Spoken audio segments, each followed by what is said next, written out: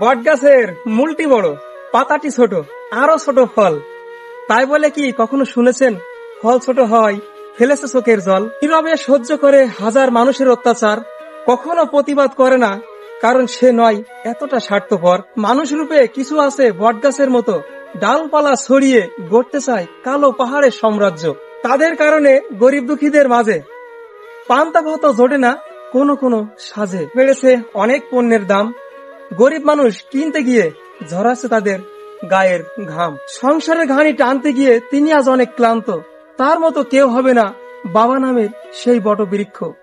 প্রিয় ভাই ও বন্ধুরা, যারা যারা এই ভিডিওটি দেখছেন, আমাদের সমাজে কিছু কিছু মুখোশধারী মানুষ আছে যারা বর্তমান সমাজে সিন্ডিকেটের মাধ্যম দিয়ে পুরো গোটা দেশের নিয়ন্ত্রণটা হাতের মুঠোয় নিয়ে সারা দেশের বাজারের নিয়ন্ত্রণটাকে হারিয়ে ফেলেছে।